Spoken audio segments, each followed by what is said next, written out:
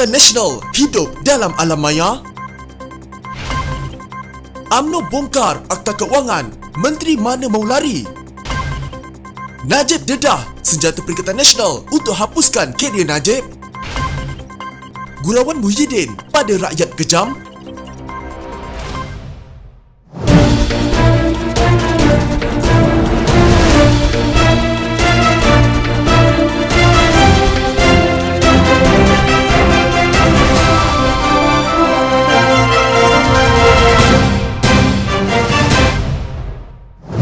Seperti banyak pihak, Ahli Majlis Tertinggi UMNO Muhammad Puan Zarkashi terus mendesak supaya sidang parlimen diadakan secara maya dan melihat ada ruang untuk itu melalui Istana Negara. Apakah yang di-Pertuan Agong tidak boleh isytiharkan agar sidang parlimen kali ini dibuat secara maya? Katanya dalam satu hantaran di Facebook. Kenyataan bekas ahli parlimen UMNO itu dibuat sebagai menunjukkan rasa tidak puas hatinya terhadap respons Speaker Dewan Rakyat Azhar Harun mengenai saranan sidang parlimen secara maya sebelum ini. Sebelum ini Azhar dipetik sebagai berkata banyak pindaan undang-undang perlu dilakukan sebelum sidang parlimen secara maya dapat dilakukan di negara ini. Kenyataan itu dibuat ketika ramai pemimpin UMNO termasuk timbalan Azhar sendiri, Azalina Uthman Said, berpendapat sidang parlimen perlu diadakan bagi membincangkan situasi semasa negara berdepan wabak penyakit berbahaya. Kata ahli parlimen pengerang itu, sidang tersebut boleh diadakan kerana hendak seribu daya, tak hendak seribu dalih. Kata Muhammad Puan, Azhar mendakwa sidang Dewan Rakyat secara maya tidak boleh diadakan sebegitu saja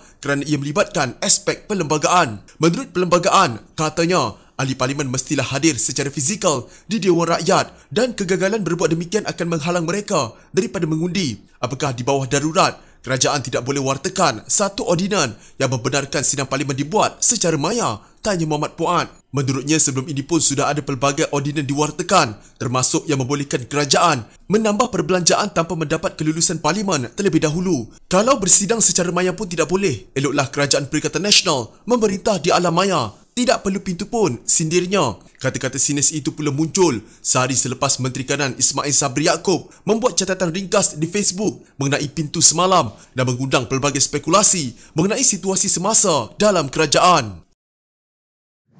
Pemuda UMNO mempertikaikan kenyataan Menteri Keuangan Tengku Zafrul Abdul Aziz bahawa kerajaan tidak mempunyai kuasa undang-undang untuk memaksa bank menawarkan moratorium menyeluruh kepada para peminjam. Pada satu kenyataannya, Ketua Pemudanya Ashraf Wajdi Dusuki menunjukkan bahawa syarikat berkaitan kerajaan GLC memiliki saham penentu sekurang-kurangnya 4 bank komersial. Tabung Haji, Kumpulan Wang Simpanan Pekerja KWSP, Permodalan Modal Berhad PNB dan Kumpulan Wang Persaraan Diperbadankan KWAP memiliki 83% kepentingan dalam Bank Islam. Khazanah Nasional memiliki 30% saham dalam Bank Muamalat. PNB, KWSP dan KWAP memiliki 62% saham Maybank. Ketiga-tiga GLC ini juga memiliki 62.1% kepentingan dalam Bank CIMB. Justru pemuda UMNO menyarankan agar kerajaan memanfaatkan sepenuhnya kuasa yang ada sebagaimana yang dinyatakan untuk mengarahkan bank-bank yang ternyata mencatat keuntungan mencecah berbilion ringgit hanya pada suku tahun pertama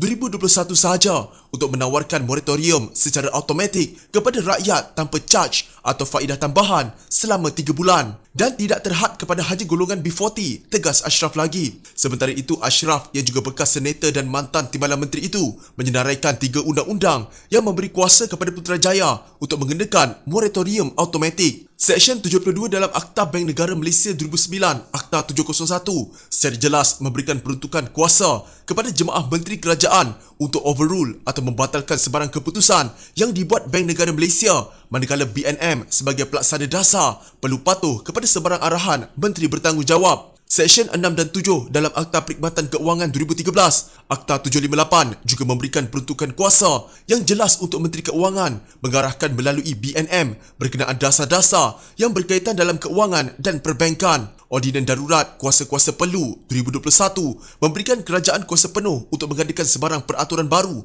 maupun mengatasi atau overrule sebarang undang-undang bertulis sedia ada demi mencapai matlamat proklamasi darurat. Hakikatnya, tanpa ordinan darurat pun, dua undang-undang sedia ada memperuntukkan kuasa Menteri Keuangan yang amat besar hingga boleh mengarahkan maupun mengatasi atau overrule sebarang keputusan BNM, apatah lagi bank-bank komersial, katanya. Terdahulu, Peguam Muhammad Hanif Katri Abdullah berkata kenyataan Zafrul itu kurang tepat, menjelaskan darurat memberi kerajaan kuasa untuk mengawal bank-bank. Semalam Zafrul menjelaskan kenapa Kerajaan Perikatan Nasional tidak dapat melaksanakan moratorium pinjaman total dalam pakej bantuan ekonomi terbaru bernilai 40 bilion ringgit itu. Anda kena faham, kerajaan tidak mengawal atau memiliki bank, betul tak soalnya? Ini perbincangan antara bank negara dan bank-bank. Kami tidak memiliki kemampuan undang-undang untuk memaksa bank melakukan apa yang kami mahukan. Bawah Pemerkasa Plus, kami memberikan moratorium pinjaman automatik kepada golongan B40. Jika mereka layak, mereka dapat memperolehnya, katanya lagi.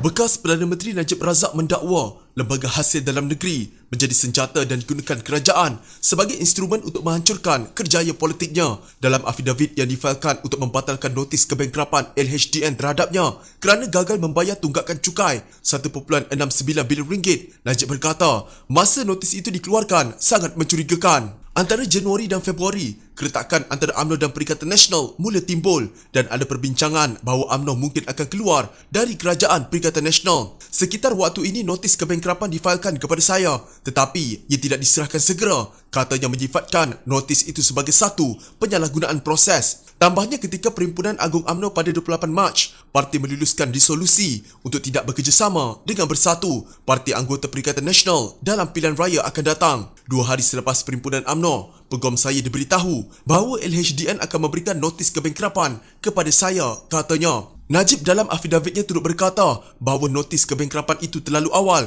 kerana kes taksiran cukai bernilai 1.69 bilion ringgit masih belum selesai di hadapan Pengadilan Khas Suruhanjaya Cukai Pendapatan SCIT. Mahkamah akan menetapkan tarikh untuk mendengar sama ada jumlah yang diminta oleh LHDN adalah tepat. Jumlah yang diminta dalam notis bankrupt itu masih belum jelas. Ini bermakna penyerahan notis tersebut jelas bersifat pramatang dan tidak masuk akal, tambahnya. LHDN memfailkan notis kebangkrapan terhadap Najib kerana gagal membayar tunggakan cukai tambahan sebanyak 1.69 bilion ringgit untuk tahun 2011 hingga 2017.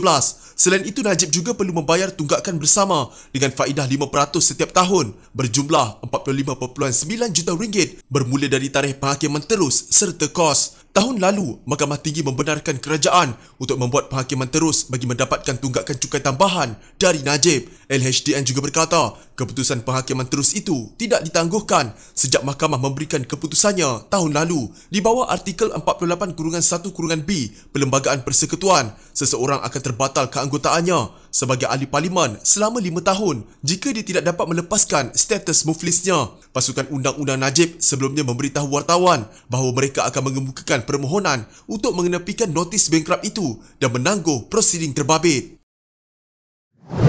Rayuan Perdana Menteri Muhyiddin Yassin agar rakyat duduk di rumah merupakan gurauan kejam bagi mereka yang keluar bekerja, kata Ahli Parlimen Wang Semaju Tan Yi Kiu. Ini kerana katanya terdapat kira-kira 2 juta pekerja kilang dan pejabat di bawah 17 sektor perkhidmatan masih tetap perlu bekerja dan terdedah kepada risiko jangkitan wabak berbahaya. Perdana Menteri meminta rakyat memahami kerana kerajaan tidak boleh membiarkan ekonomi negara runtuh, tetapi dalam soal hidup dan mati, keutamaan kita harus sangat jelas. Hidup mesti selalu diutamakan. Hari ini kumpulan PKS, perusahaan kecil dan sederhana, peniaga kecil dan orang biasa serta pekerja bawahan yang harus menanggung beban semua SOP dan penutupan. Saya semakin jemu melihat Perdana Menteri meminta kita tinggal di rumah dan jaga diri kepada 2 juta pekerja kilang dan pejabat di 17 sektor yang harus terus bekerja di tempat kerja mereka dan terdedah kepada risiko jangkitan. Rayuan untuk tinggal di rumah adalah gurauan yang kejam, katanya dalam satu kenyataan. Dia dipercayai merujuk nasihat Muhyiddin yang berulang kali meminta orang ramai